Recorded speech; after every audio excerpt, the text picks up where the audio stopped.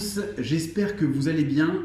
Voici notre nouvelle vidéo sur un thème très intéressant, la location meublée. Merci donc à Thierry pour cette nouvelle suggestion. Nous développerons ce thème en deux parties. Voici donc un vaste sujet.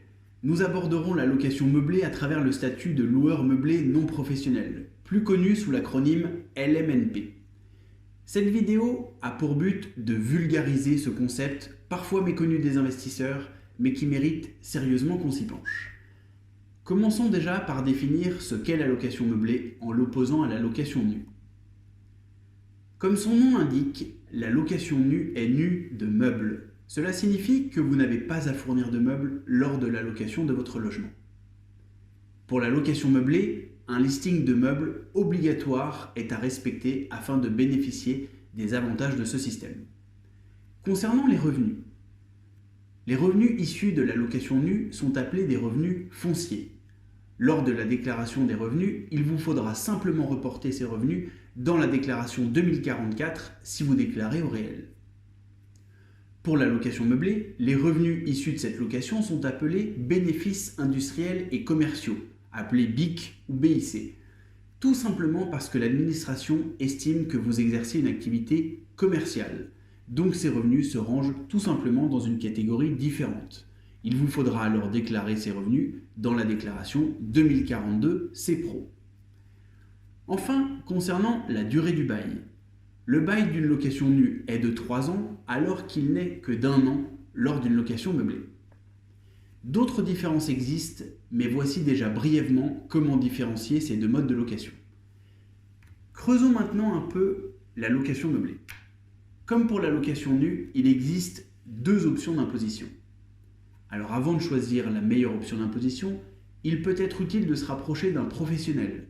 Il vous aiguillera sur l'option à préférer et ainsi augmenter la rentabilité de votre investissement. Tout d'abord, le micro-BIC, appelé également micro-BIC. Pour faire simple, le micro-BIC se destine aux gens qui ne souhaitent pas se compliquer la vie avec une déduction précise des différentes charges liées à leur investissement. Dans une location meublée classique, donc hors location meublée de tourisme ou chambre d'hôte, tant que vos revenus n'excèdent pas 72 600 €, l'administration fiscale vous permet tout simplement d'appliquer un abattement de 50% sur les revenus locatifs. Résultat des comptes, l'administration ne réintégrera que 50% de vos revenus locatifs à vos autres revenus. Avantage majeur, tout simplement une simplicité des formalités déclaratives. L'inconvénient majeur, l'abattement de 50% est souvent moins intéressant que le système du BIC au réel. Voici une transition parfaite pour aborder le régime du BIC au réel.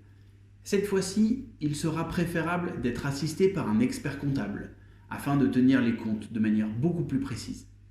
Rien de bien méchant non plus, certains d'entre eux sont spécialisés dans cette activité et vous permettront ainsi de bénéficier de tous les avantages du BIC au réel.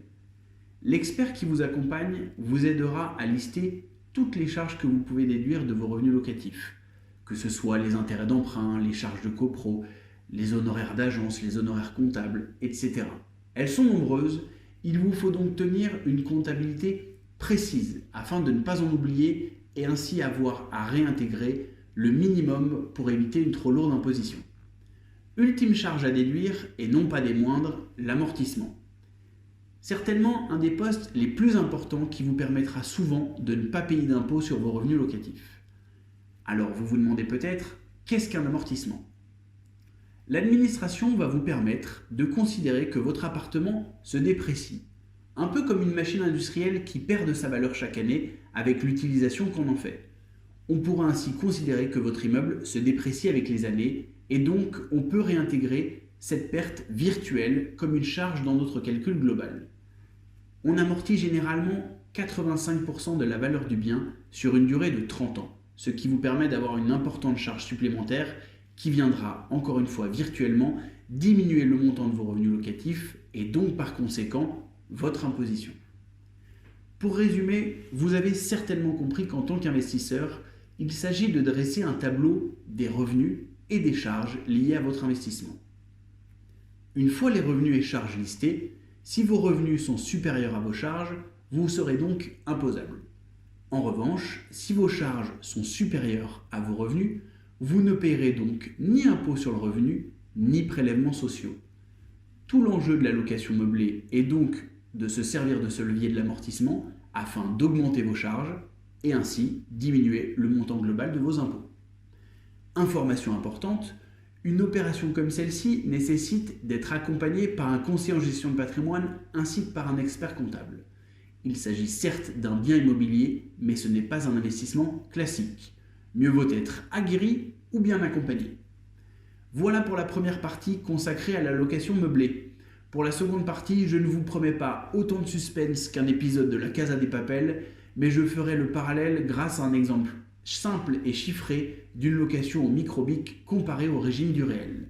Si vous avez déjà des questions ou remarques à ce sujet, nous sommes comme toujours disponibles pour y répondre. Prenez soin de vous et à très bientôt.